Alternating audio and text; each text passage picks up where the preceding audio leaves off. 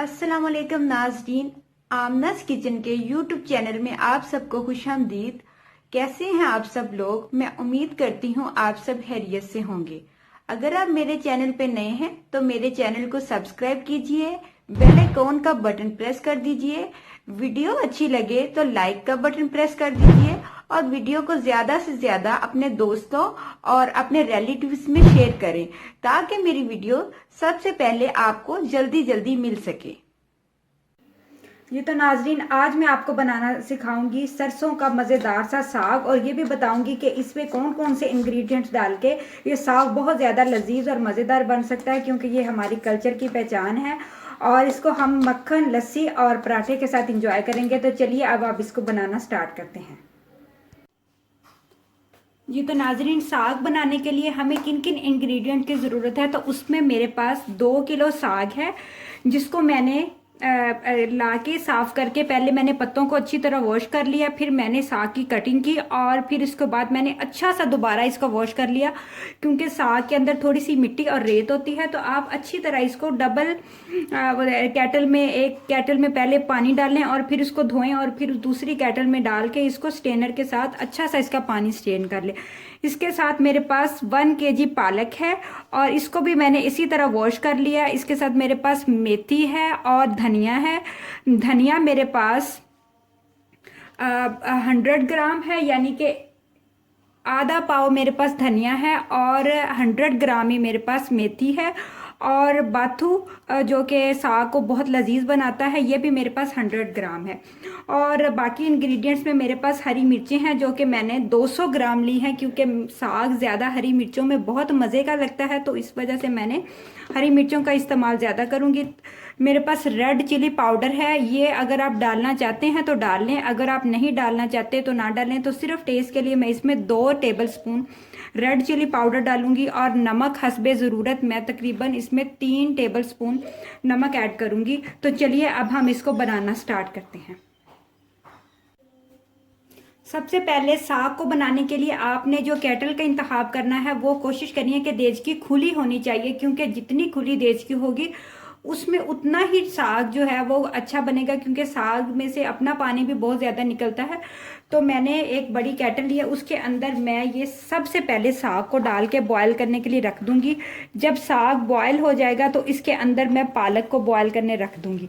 अगर हम एकदम से सारी चीज़ें बॉयल करने के लिए रख दें तो उसका नुकसान ये होगा कि वो पानी बहुत ज़्यादा बाहर आना शुरू हो जाएगा, केटल से बाहर निकलना शुरू हो जाएगा। अगर आपको लगे कि आपकी केटल थोड़ी छोटी है तो आप इसको चेंज भी कर सकते हैं। तो साग को हम बॉयल करते हैं साग के ही पानी में, क्योंकि साग वॉश किया हुआ है ऑलरेडी, थोड़ा थोड़ा पानी इसके ऊपर है और बाकी साग जब बॉयल होगा तो खुद ही पानी छोड़ेगा, तो इससे साग गल भी जल्दी जाता है। अभी मैंने इसके अंदर कोई नमक, कोई मिर्च ऐड नहीं की और ना ही मैं इसके अंदर चम्मच हिलाऊंगी, क्योंकि जब तक इसमें मिर्ची ऐड नहीं करूंगी चम्मच नहीं हिलाऊंगी, उससे साग हार्ड बनेगा। अगर आप इसको बॉयल करने के बाद इसमें मिर्चें डालने के बाद चम्मच हिलाएंगे तो साग बहुत ज़्यादा सॉफ्ट बनेगा। जी तो नाजरीन, आप देख सकते हैं कि मैंने फ्लेम को ऑन कर दिया है और देचकी को चूल्हे पे चढ़ा दिया है। साग को मैंने बॉयल करने के लिए रख दिया है। जैसे ही साग बॉयल होगा तो इसके अंदर मैं पालक ऐड कर दूंगी। तो अब मैं इसको ढक्कन से ढक रही हूँ ताकि साग के अंदर जो अच्छे जोश आए और ये अपने ही पानी के अंदर बॉयल हो जाए। जी तो नाजरीन, आप देख सकते हैं कि मेरा जो साग है वो बॉयल हो चुका है। तो अब इसके अंदर मैं पालक ऐड कर रही हूँ।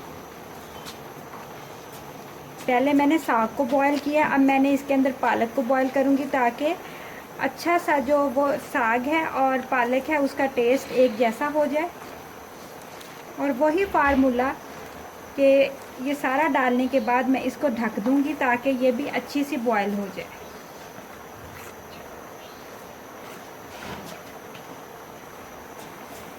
आपने चम्मच बिल्कुल नहीं हिलाना, जब तक आपने इसके अंदर मिर्चें नहीं ऐड करनी तब तक आपने इसके अंदर चम्मच नहीं हिलाना। और अब फिर मैं इसको इस तरह से ढक दूंगी ताकि ये अच्छा सा गल जाए, नरम हो जाए।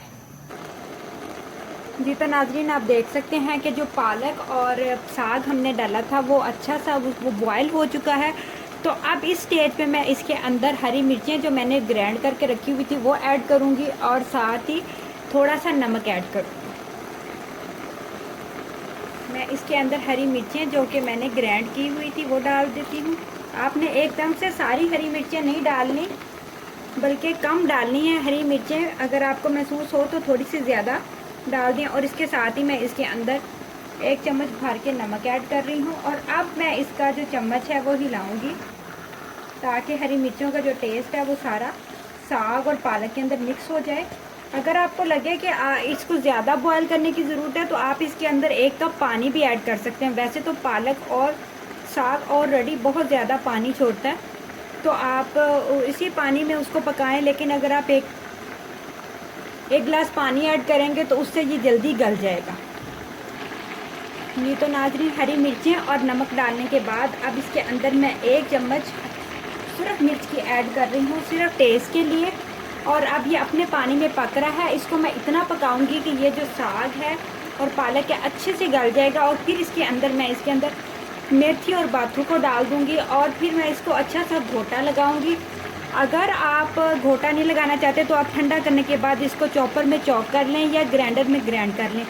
लेकिन अगर जो घोटे का मज़ा है, जो रवायती ट्रेडिशनल टेस्ट का मज़ा है, उसका अपना ही मज़ा है, उससे साग बहुत ज़्यादा लजीज बनता है। जी तो नाजरीन आप देख सकते हैं कि जो मैंने साग और पालक को बॉयल करने रखा था, हरी मिर्चें बाद में और नमक और लाल मिर्च डालने के बाद अब ये अच्छा सा गल चुका है। और अब इसके अंदर मैं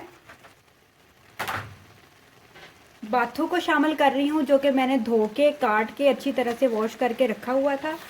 आप अगर स्टेप बाय स्टेप सारी चीज़ें डालेंगे तो साग का जो टेस्ट है वो बहुत मज़ेदार और बहुत डिफरेंट आएगा। अगर आप एकदम से सारी चीज़ें डाल देंगे तो उसका जो वो अलग अलग जो चीज़ें बॉयल होती हैं, एक तो वो बॉयल अच्छी होती हैं और उनका टेस्ट भी बहुत अच्छा आता है। अगर आप सारी चीज़ें इकट्ठी डालेंगे तो उसका वो वाला टेस्ट नहीं आता जो कि हम चाह रहे होते हैं कि साग का इस तरह का टेस्ट हो, बड़ा रवायती सा। तो इसके अंदर अब मैं बाथू ऐड करने के बाद, पानी मैंने किसी भी चीज़ के अंदर ऐड नहीं किया, इसके साथ ही मैं धनिया और मेथी भी ऐड कर रही हूँ।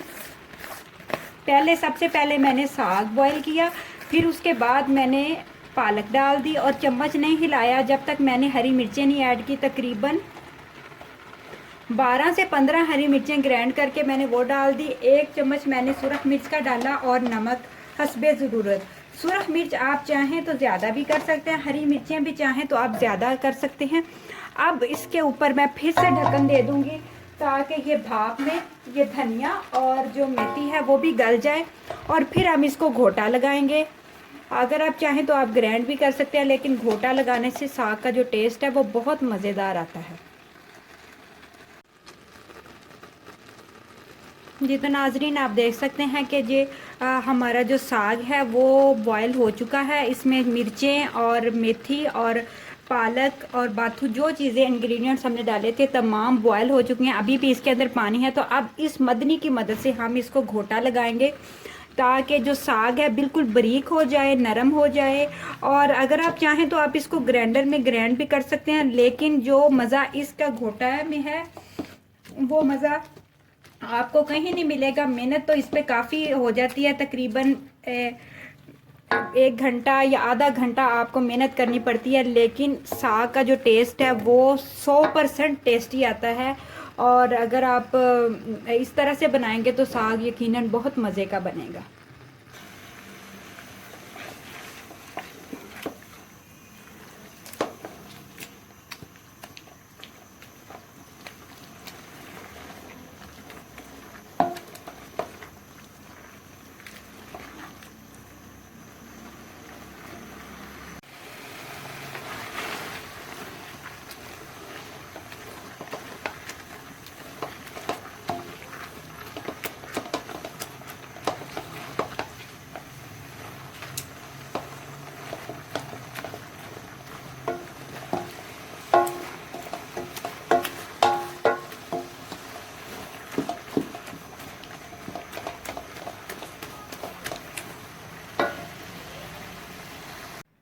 जी तो नाजरीन तकरीबन आधा पौने घंटे की अनथक मेहनत के बाद मैंने साग के घोटे को कंप्लीट कर दिया है। अपनी तरफ से मैंने पूरी कोशिश की है कि जो घोटा है वो बहुत जो है वो बारीक हो जाए साग, लेकिन जाहिर बात है ये हाथ से बारीक हुआ है। तो इस वजह से अभी भी ये थोड़ा सा इसमें कसर बाकी है, तो मज़ीद गोटा और लगा दूंगी। इस तरह से आपने साग को तैयार करना है। बहुत मज़े का इस तरह से साग बनता है। अब इसको मैं, जब इसका पानी बिल्कुल खुश्क हो जाएगा, अभी आपको थोड़ा थोड़ा इसमें पानी नज़र आ रहा होगा, तो मैं इसको प्लेटर में निकाल लूँगी और फिर हम इसकी तड़के की तैयारी करेंगे। देसी घी का तड़का मक्खन और लस्सी के साथ हम इसको इंजॉय करेंगे और आप इसको ज़रूर ट्राई कीजिएगा। तो अब इसका पानी बिल्कुल खुश्क करने के बाद मैं इसको डिश आउट करती हूँ और फिर इसका तड़का लगाती हूँ। जी तो नाजरीन, साग बिल्कुल रेडी हो चुका है और अब हम इसके तड़के की तैयारी करते हैं। तो चलिए अब हम इसको तड़का लगाते हैं। तो तड़का लगाने के लिए मैंने लहसुन लिया है देसी, उसको मैंने छोटा छोटा काट लिया है और इसके साथ मेरे पास देसी घी है। अगर आपके पास देसी घी ना हो तो आप इसके साथ ऑयल या बनास्पति घी का भी तड़का लगा सकते हैं। तो चलिए अब हम इसका तड़का लगाते हैं।